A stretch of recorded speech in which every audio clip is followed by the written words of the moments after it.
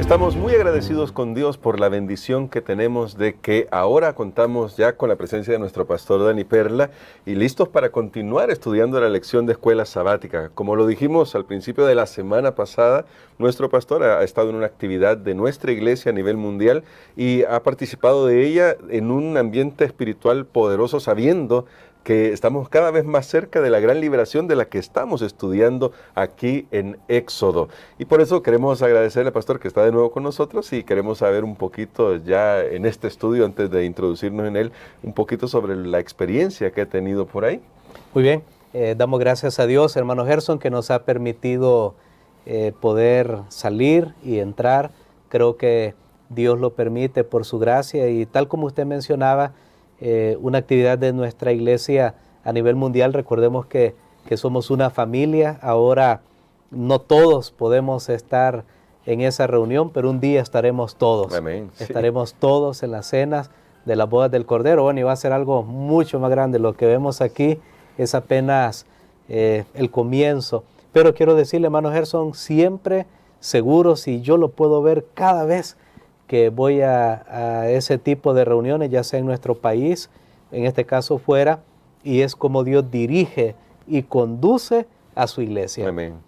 Todos podemos tener ideas de lo que creemos que es mejor, claro, pero Dios sabe al final lo que es mejor y creo que su voluntad siempre prevalece. Así que agradecidos con Dios. Y algo que también quiero mencionar es que tuvimos la oportunidad de conocer personas que nos escuchan. Hermano Gerson, increíblemente este programa, damos gracias a Dios, este estudio de la palabra de Dios, juntamente con la lección de la escuela sabática, se ha escuchado en tantos lugares. Sí. Y las personas me decían, yo lo he visto, yo ya escucho los estudios que dan, pero especialmente quiero saludar en este momento a un pastor de Cuba, no voy a mencionar su nombre. Muy bien, sí. Pero quiero decir, hermano Gerson, que ellos utilizan este material también, lo descargan a pesar de ciertas limitaciones que hay, porque me dice, hay días que no tenemos electricidad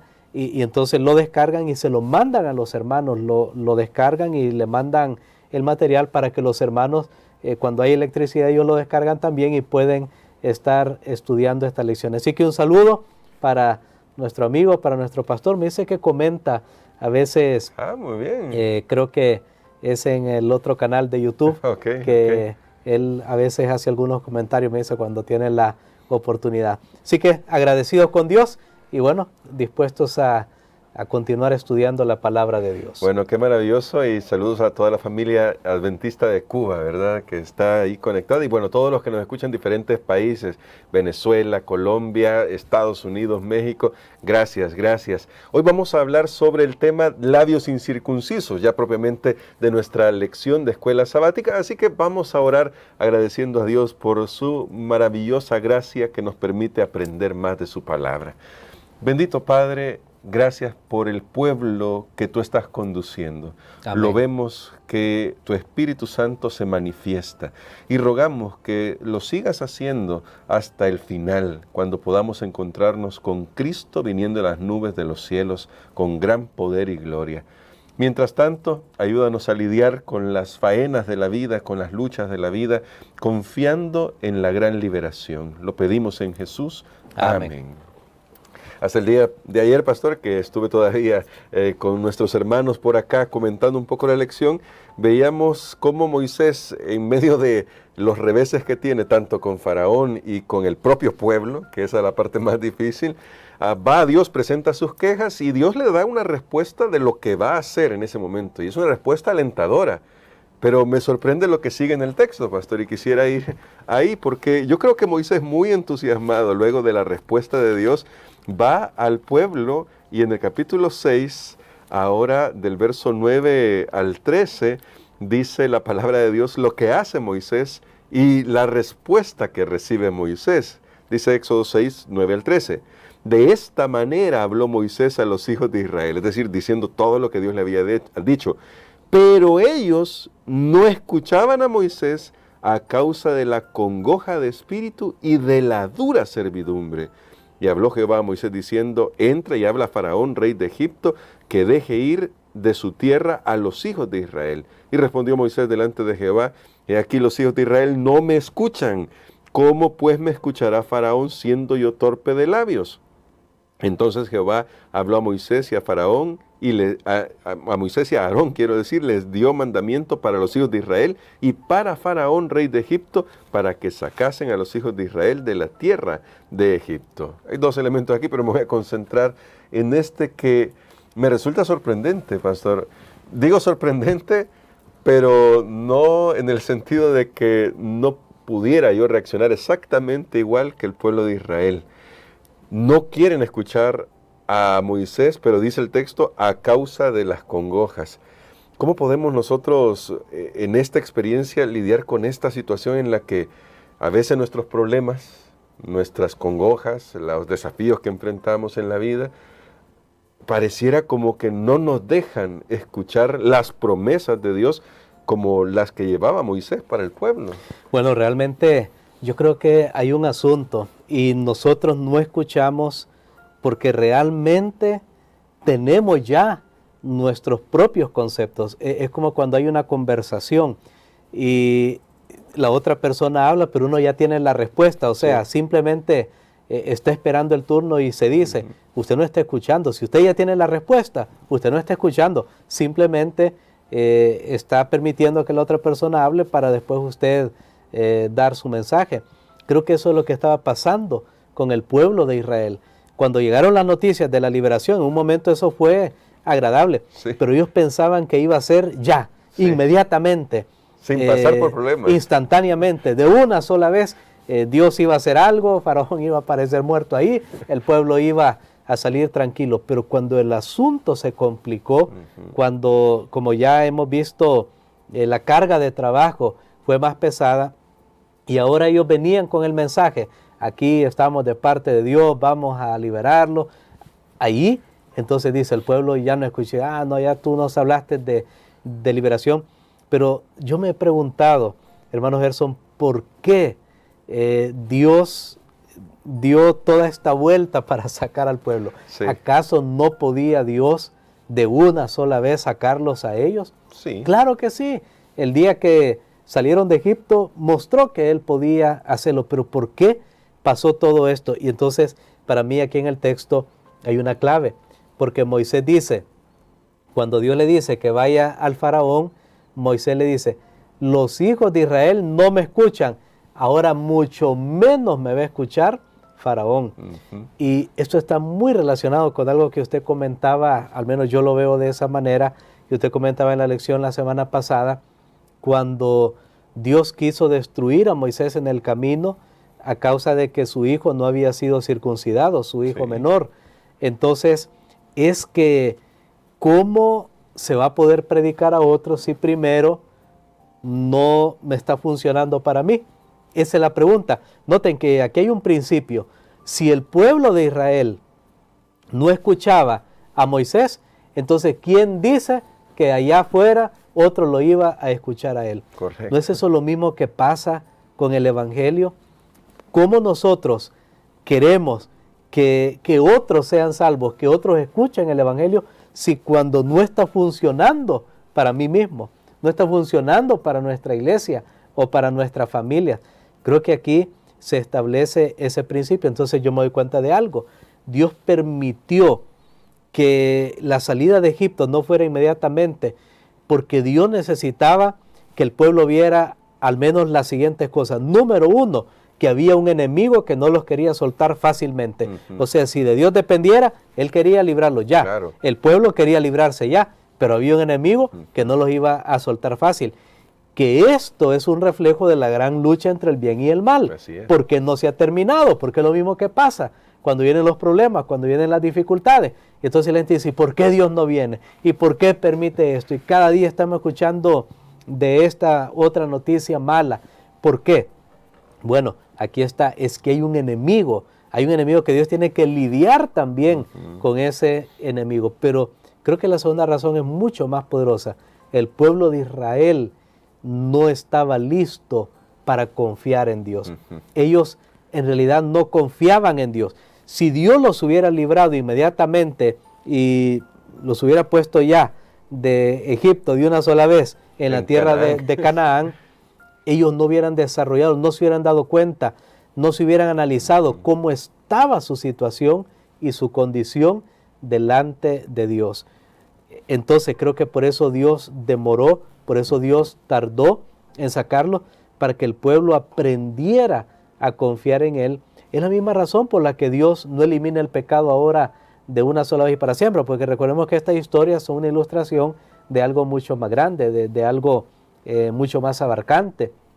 Y si Dios eliminara ahorita el mal de una sola vez y pusiera a todas las personas en el cielo, ¿qué pasaría? Es que no todos quieren estar con Dios. Correcto. Y la prueba de ello, y la prueba de ello es la manera como reaccionaban contra Moisés, quien era el enviado de Dios. Y entonces aquí yo extraigo otra lección: la manera como nos relacionamos con los líderes es un reflejo de cómo está mi relación con Dios. Y eso es tremendo, pastor, porque justamente habla de qué es lo que haríamos si Dios mismo en persona estaría ahí, estuviera Correcto. ahí. Y eso es tremendo. Pero en la lección me gustó que hicieran este contraste y me gustaría destacarlo acá: cómo nosotros podemos aprender a crecer en esa fe, como finalmente lo hacen personajes como Job. Todos conocemos su historia y leerla es muy lindo, el asunto es experimentarla luego, ¿no? O como Asaf, con ese salmo en el que dice: yo por poco ya deslicé. Y hacia el final hacen una reflexión, tanto Job como Asaf, sobre lo que lograron descubrir a pesar de los problemas. ¿Cómo podríamos llegar a esa, diría yo, madurez espiritual? Bueno, yo creo que hay algo que se llama tener una fe, una confianza implícita en Dios. O sea, yo sé que Dios es real, yo sé que Dios existe, yo sé que Él tiene un plan. Sé también que voy a pasar por dificultades, y aunque me duelen esas dificultades y muchas veces sufro, pero sé que al final Dios está a cargo. Eso es lo que nosotros tenemos que aprender a reconocer, es que Dios es real, que Dios se preocupa por nosotros, que Él tiene un plan y que al final su voluntad va a prevalecer, su propósito va a cumplirse para la vida de sus hijos. Entonces, eso es lo que hace la diferencia cuando uno pasa por un problema. Va a sufrir, va a llorar, se puede quejar, pero tiene que haber como allá en el fondo, ¿no? Yo sé que Dios va a obrar en medio de todo este caos, en medio de toda esta situación. Y es lo que aprendió Job, es lo que aprendió Asaf. Estos personajes, y a mí me llama la atención siempre, claro, ellos sufrieron, Sí. ellos se quejaron, experimentaron en carne propia. Por ejemplo, Job, perder a todos sus hijos, perdió todas sus posesiones, ya eso es bastante, pero a todos sus hijos. Sí. Realmente no sabemos la dimensión de ese dolor que él pasó. Y él decía, bueno, yo me voy a destruir y todo, pero tengo esa confianza, sé que mi Redentor vive, lo voy a ver, es más, Él me va a levantar, tengo fe. Eso realmente nosotros podemos aprender a desarrollar cuando tenemos una relación con Dios y conocemos quién es Dios. ¿Por qué Moisés y Aarón se pararon ante el faraón de una manera firme? ¿Por qué? Porque ellos sabían quién era Dios. Amén. Sabían que Dios era el creador, sabían que aunque Dios no se manifestaba siempre de una manera inmediata, pero que Él estaba al control, y lo demostraron. Por ejemplo, Egipto, que estaba lleno regresando a esa historia de los encantamientos de serpientes que hacían ellos. Los egipcios hacían encantamientos, trucos ahí con la serpiente. Creían que el faraón, uno siempre ve en las imágenes, ¿verdad? El faraón egipcio tenía ahí en su cabeza una imagen de una serpiente, porque ellos creían que el faraón tenía el poder de una diosa ahí, de las serpientes y todas esas historias inventadas, pero que tal vez los demonios estaban detrás de eso, y entonces que protegían al faraón. Pero un día, en el milagro que Moisés hace, bueno, que Dios hace a través de Moisés, al tirar la vara, se come las serpientes que habían hecho los encantadores egipcios. ¿Cuál era el mensaje? Dios es el Dios creador. Esa era la convicción que tenía Moisés. Yo creo que cuando nosotros, hermano Gerson, por esa razón, nuestro privilegio es llegar a conocer a Dios. ¿Quién es Dios a lo largo de la historia? ¿Cómo es su trato? Por eso necesitamos la Biblia. Uno dice, no, ¿para qué leer esta historia antigua? Bueno, porque ese Dios que estuvo aquí con estas personas es el Dios que está conmigo y es el Dios que va a obrar, que va a actuar. Eso es lo que yo llamo una confianza implícita en Dios.